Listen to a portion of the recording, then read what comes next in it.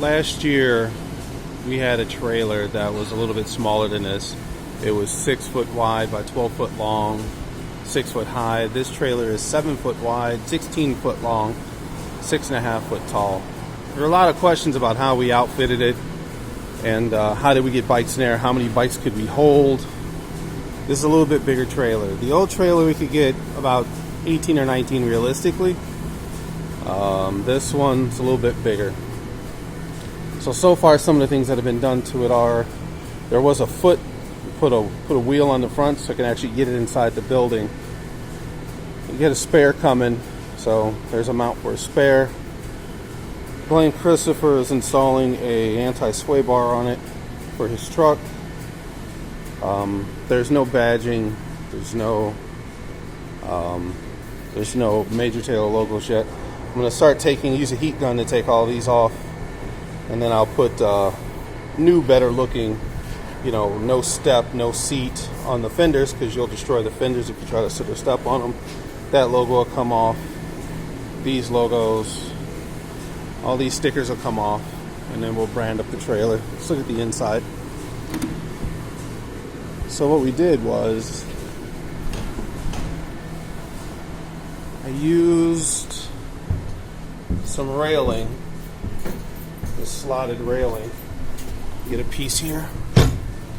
It's this particular railing is 1 inch tall, 1/2 inch wide, and I believe it's 7mm hex head bolts slide in that pretty easily. An example of the bolts in there are these right here. They slide pretty well, but if you loosen this and try to slide it back and forth, it doesn't slide so well, because they'll stick like this. So you got to kind of hold it a certain way to move it along. I countersunk all these holes. Stop moving around so much. Countersunk all these holes so that the bolts can actually go past. Some of these holes are big enough to where the bolt can actually come out, like that one. So that's actually it's a feature I didn't even think of. These rails are pretty long. Input 2. This one is from the top rail. It is 11 inches to the top of this rail. And from the very top edge, it's 19 inches to the top of this rail. These rails are 1 inch thick. And so what that leaves you with is bikes hanging like this. So this is a size 56. Both of these, this is a size 56. This is a size 51-ish. I think it's a much smaller frame. But this is a longer stem. It's a 110 mil, I think, stem. Like 44 wide handlebars. So it's a little bit bigger. And you see the hoods aren't even touching yet. So if we have a bigger bike, like a 60 plus, it should fit just fine. You got plenty of space in here. So even with this smaller bike hanging, it's still a good maybe 8 to 10 inches off the ground. And that's it. The quick release mounts all go in here. The majority of our riders all have quick release. Only a couple have through axle. The idea is that the through axles will be over here in the back, in the corner. There'll probably be 3 to 4 mounts that are 15 mil, 100 millimeter, 15 mil axle, 100 millimeter wide. That can be converted to 12 mil, which is the road standard now, through axle. And it can be converted to quick release if we need to. There's sleeves for each one of those. These last 4 mounts will probably be like $80 a mount or so. They're much more expensive.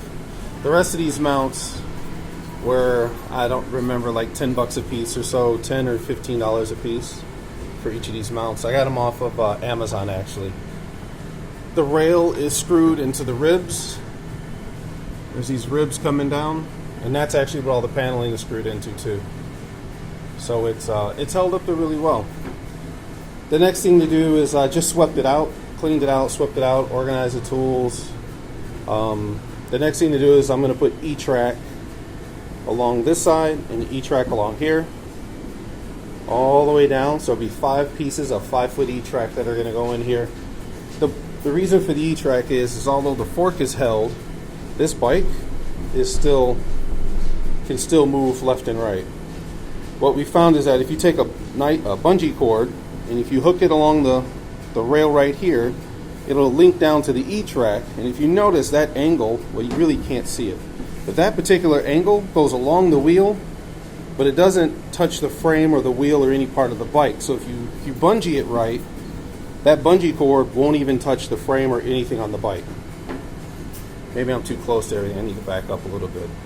But that's the gist of it. It's a very minimal install. It can actually be taken out if needed, but this is designed as being permanent. Used self-tapping screws, pilot drilled, countersunk these holes in here, and then use self-trapping screws to go through the metal in the back for the ribs to hold them all in. There's a bunch of other things planned for this trailer throughout this entire year, 2020. So it'll probably be a few more videos. This one's getting a little bit long. If you got questions,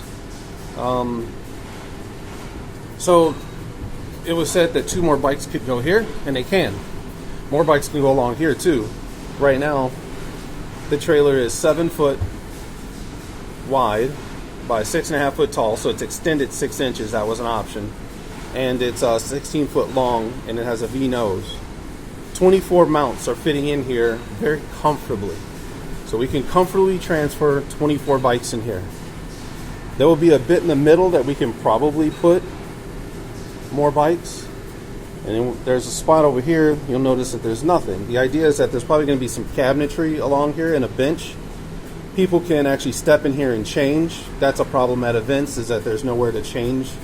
Put some lights in here, of course, some extra batteries. There'll be some extra stuff in here, but be a workbench in here for tools and for storage, for stuff for the trailer and for bikes. You know, inner tubes and anything else that gets donated for us. And then there'll be a bench here so that you can actually change into your cycling clothes or back out of your cycling clothes. That's about it. If you got any questions, just message me or leave a question or a comment on the video. All right, thanks.